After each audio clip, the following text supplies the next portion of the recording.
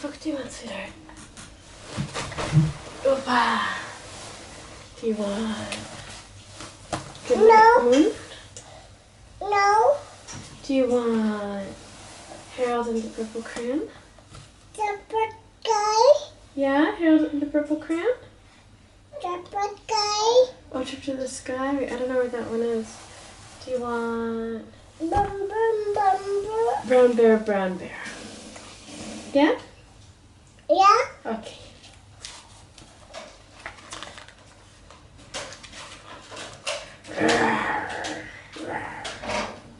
Brown bear.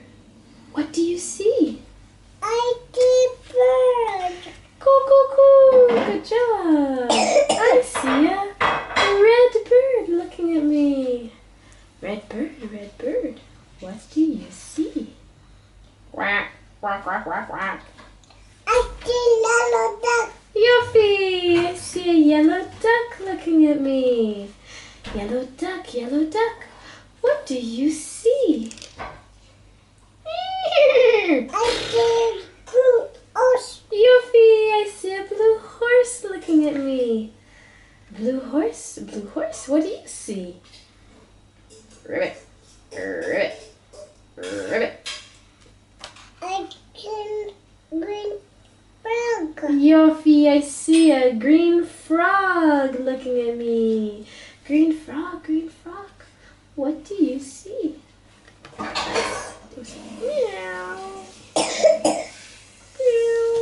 I see purple cat. Yuffie, I see a purple cat looking at me. Purple cat.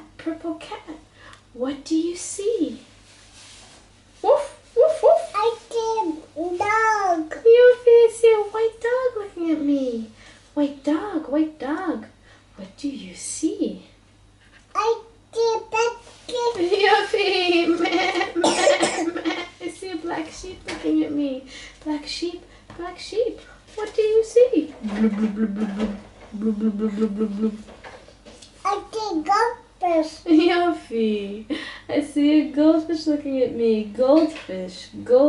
What do you see? I see teacher. Oh, a teacher with glasses. A nose and a mouth and eyes. And where are her eyebrows? See her eyebrows? Yeah, these are her eyebrows. Where is her ear? Do you see your teacher's ear? Yeah, there's an ear on that side that you can't see. And there's an ear over here too. And her neck? Do you see the teacher's neck? Where's her neck? That's her chin. Her chin and her neck. Yeah. Teacher, what do you see? Children, yeah. I see children looking at me. Children like Noemi and Peleg and Yama and Lotan and Jonathan and Ehud. Yeah, children, what do you see? Why, Yeneth and Ori, they're all grown up. Right? Children are people who are your size. Children. What do you see?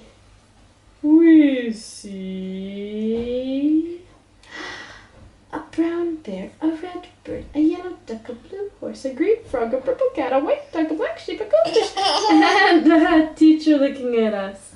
That's what we see. The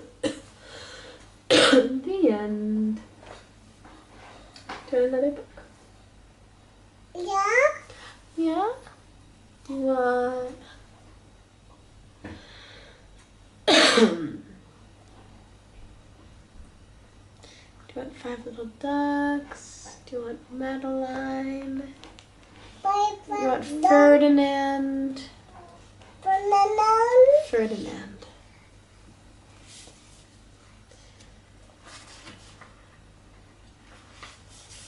Once upon a time in Spain, there was a little bull, and his name was Ferdinand. All the other little bulls he lived with would run and jump and butt their heads together. Ferdinand. He liked to sit just quietly and smell the flowers. He had a favorite spot out in the pasture under a cork tree. It was his favorite tree, and he would sit in its shade all day and smell the flowers. Perach, nachon, flower, perach. Yeah. Sometimes his mother, who was a cow, would worry about him. Where's his mother? Do you see his mother? Yeah, that's his mother. She was afraid he would be lonesome all by himself. Why don't you run and play with the other little bulls and skip and butt your head, she would say. But Ferdinand would shake his head. I like it better here, where I can sit just quietly and smell the flowers.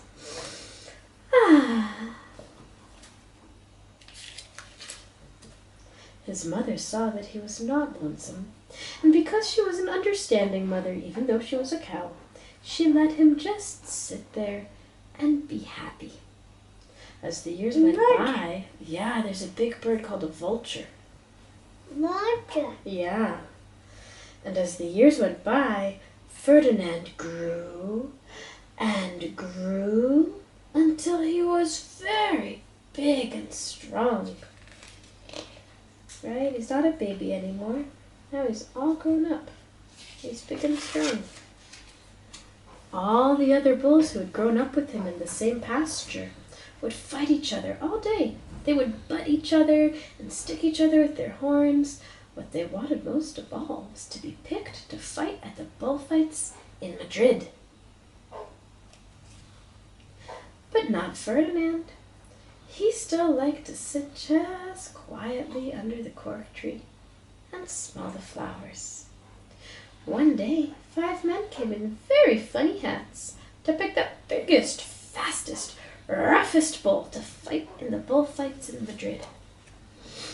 All the other bulls ran around snorting and butting and leaping and jumping so the men would think that they were very strong and fierce and pick them.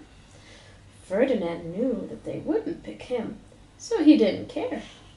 So he went out to his favorite cork tree to sit down.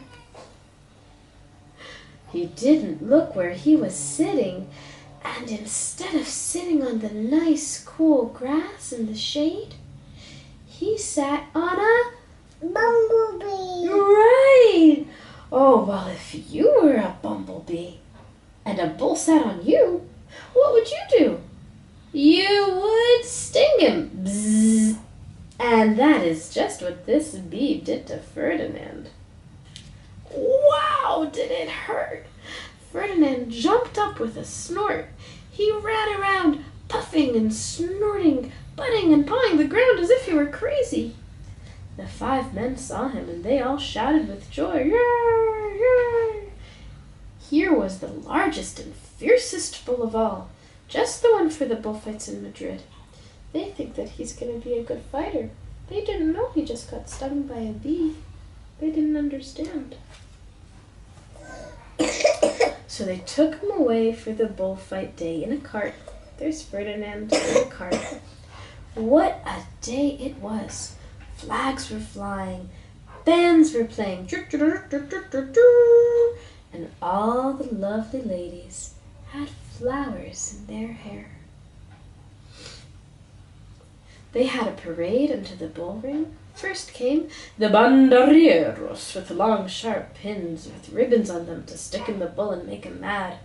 Next came the picadores, who rode skinny horses, and they had long spears to stick in the bull and make him madder. Then came the matador, the proudest of all. He thought he was very handsome and bowed to the ladies.